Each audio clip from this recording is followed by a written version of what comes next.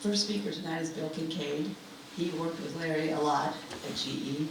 And when Larry was first getting sick in 2017, I knew that Larry was really sick when we couldn't go to Bill's surprise birthday party.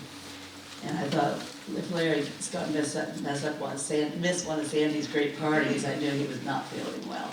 So Bill Kincaid is going to be the speaker.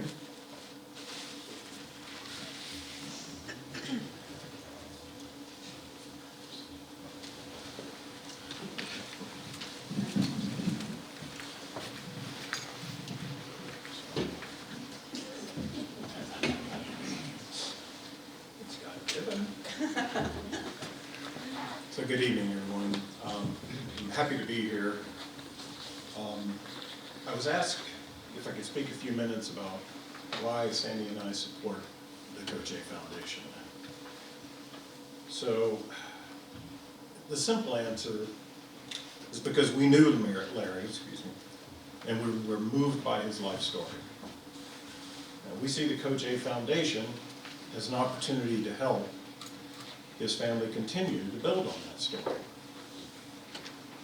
But if you want to talk in sort of more detail about what moved us to pick the Coach A Foundation over some other organization, I think I can sort of summarize that sort of 4 key attributes and things that we considered. One was admiration and respect for Larry, both as a colleague and a friend.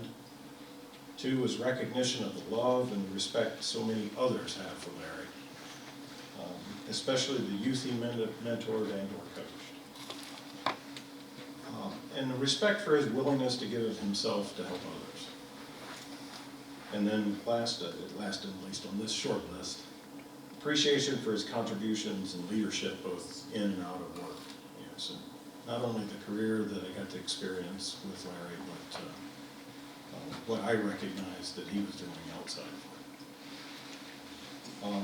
So it was these factors, I think, that fueled our desire to help his family and friends continue his efforts to nurture the development of young men and women based on Christian values. And then I'd like to talk just a little bit about what about Larry influenced me to feel this way, and really I think us, but me from the standpoint of I got the opportunity to be with him quite frequently. So he joined GE Aviation in August of '76, I believe. And basically had an amazing 41-year career at GE. But his contributions there went well beyond his technical knowledge. He was an outstanding leader and mentor, influencing the careers of many engineers. And then something that I always thought stood out about Larry was his integrity and character. They were examples for all of us. I met him in late '98, I think it was, and had basically over the next 19 years the pleasure to work with him for about 17 of those years. I think I changed roles for about 2 years and then came back to a role that was working with Larry again. And so about the last, not quite half of his career, I worked with him quite closely. And throughout those years, one of the few people I can say this about the GE, I can't recall hearing anyone say a negative word about Larry. And in a high-pressure business like ours, that's a pretty amazing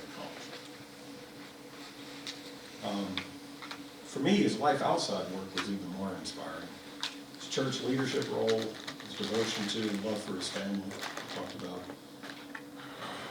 his family quite a bit. His charitable works, and coaching youth baseball. I've coached a little bit in the past. I know how difficult that can be. And it was obvious from talking to Larry, even just a short period of time, that he was a master at it, where I was nothing more than a novice at best.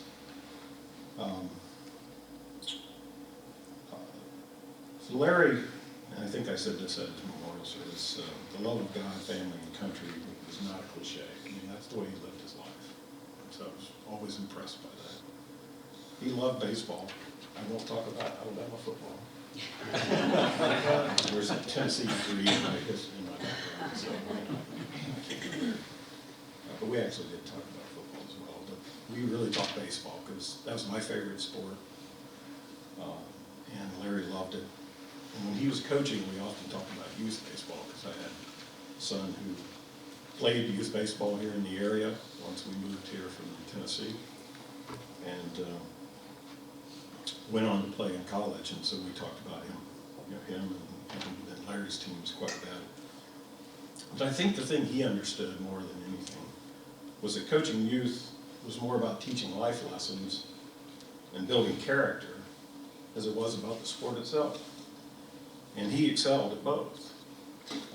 He encouraged his youth teams and the youth he worked with through the church to be the standard. In my opinion, he lived by those words.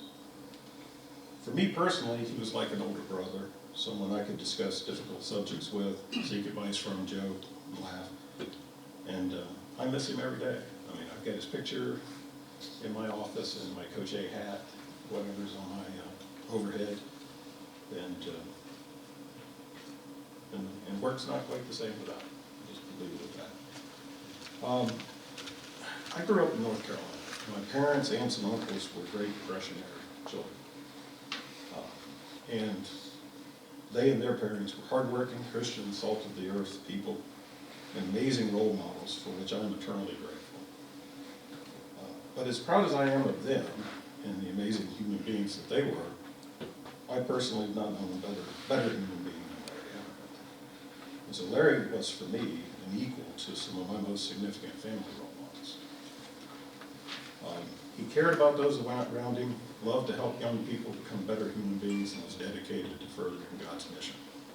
Supporting a foundation which is striving to continue these efforts in his honor was an easy decision.